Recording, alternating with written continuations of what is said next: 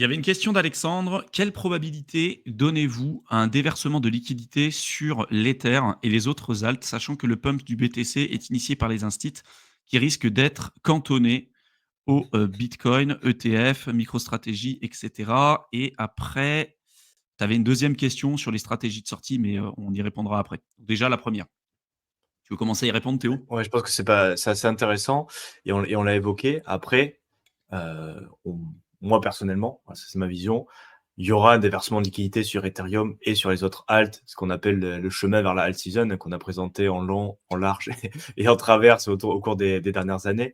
Parce que bon, effectivement, il y a un pump de BTC, ce que tu dis, c'est vrai. Et c'est comme ça que ça commence au final un cycle aussi, avec un pump premièrement sur BTC, avec la dominance du BTC sur le reste du marché qui augmente. Et ça, on le verra après aussi avec les données que présentera Thibaut. Et c'est vrai que ce coup-ci, on se dit, mince, c'est vrai, il y a les institutionnels qui arrivent sur BTC et aussi un petit peu Ethereum quand même, parce qu'il y a des instruments financiers.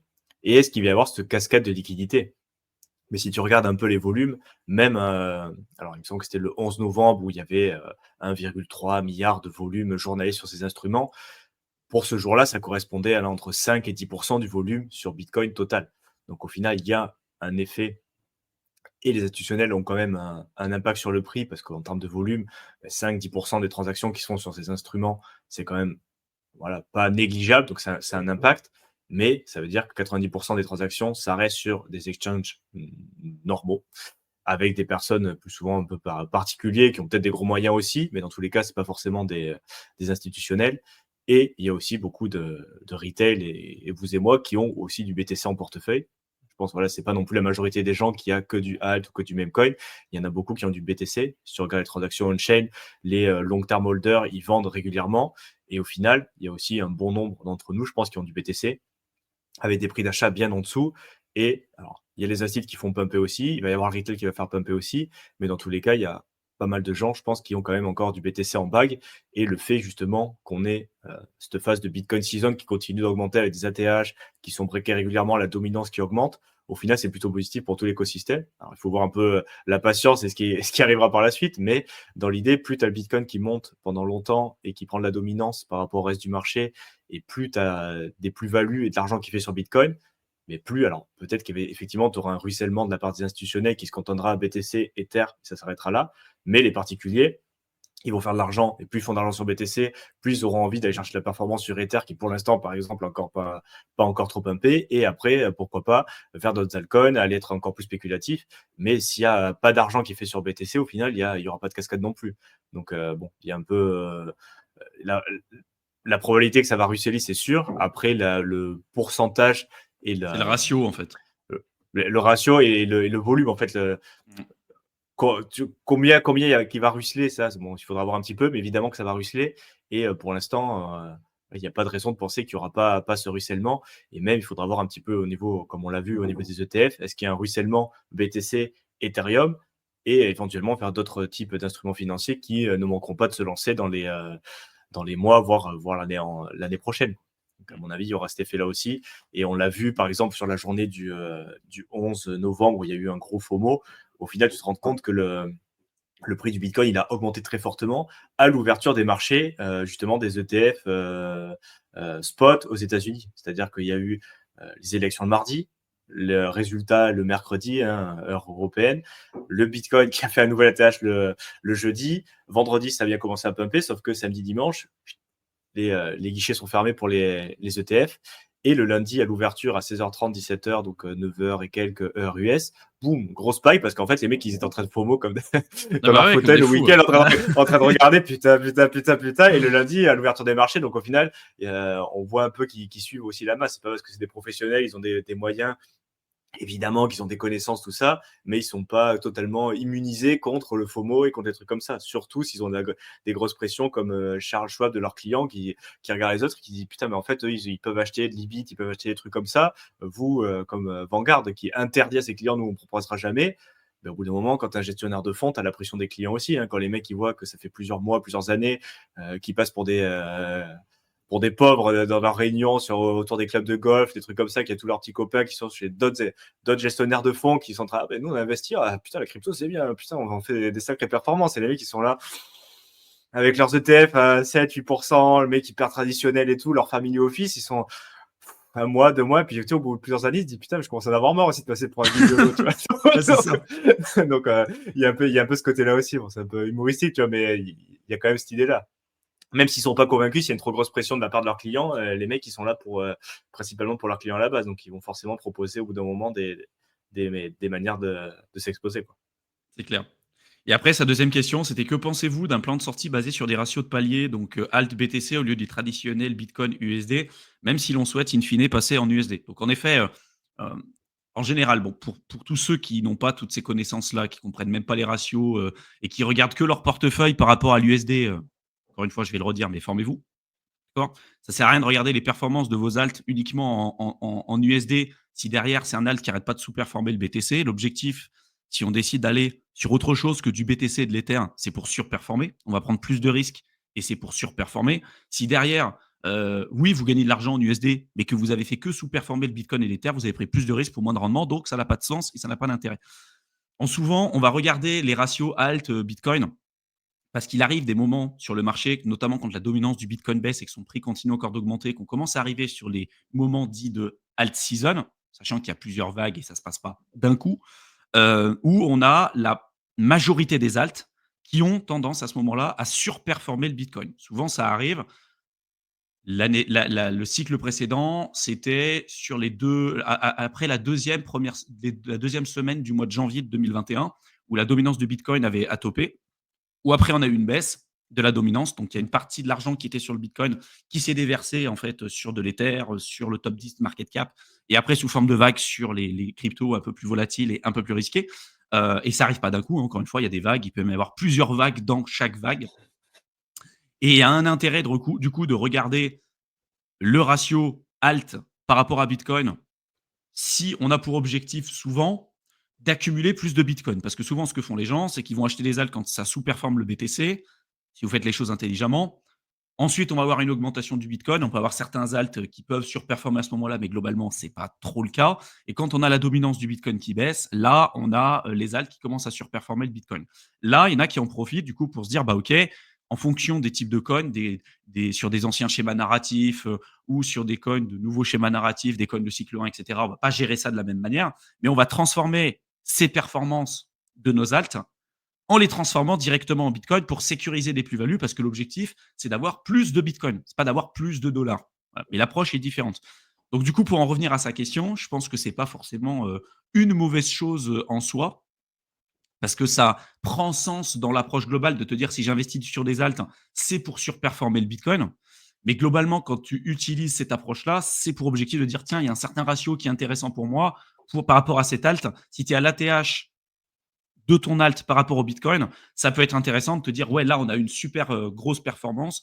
Pourquoi pas le transformer en BTC? Et puis après, si tu veux le transformer en dollars, pourquoi pas? Tu as tes paliers normalement qui sont déjà déterminés pour le BTC, tu vois. Je vois pas en quoi c'est une mauvaise chose, parce que ça permettra de confirmer ton approche stratégique, de te dire mon portefeuille, il prend sens parce qu'il surperforme le Bitcoin. Mais pour moi, cette approche-là, elle a été faite pour maximiser ton retour sur investissement en Bitcoin. Moi, de te dire, à ce ratio-là, je le transforme en Bitcoin parce que tu sais que c'est la crypto, à mon avis, qui sera là pour rester sur les 10, 15, 20, 30, 50 X prochaines années. C'est celle qui est là depuis le départ. C'est toujours le top 1 depuis sa création. C'est celle qui a le moins de volatilité à la baisse quand on a le marché qui corrige en bear market. Et il corrigera à un moment donné. Je vois dans les commentaires, il y en a certains qui nous disent ouais, c'est faux, il n'y aura pas de correction, il n'y aura pas de correction. Mais très bien, les gars, continuez de garder votre bague et on verra à la fin. On verra. Tout ce qu'on dit depuis le départ, depuis la création de cette chaîne, on s'est rarement trompé et tout est disponible sur Internet.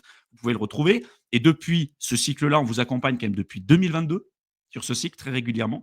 Regardez les lives, regardez ce qu'on vous a dit, regardez où est-ce qu'on se situe aujourd'hui.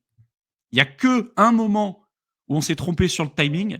Ça a été sur le timing des ETF Ethereum. Je ne pensais pas qu'ils allaient se lancer aussi vite.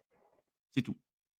Jusqu'à présent, quand les mecs vous disaient on part en bear market, on vous disait attention, on est en bear trap, ça va corriger, ça va remonter, On est sur une correction, demi-cycle, pré-halving, post-halving précoce, ça va arriver et tout. Les mecs, ils te disaient: «Non, non, c'est pas vrai, on va au bear».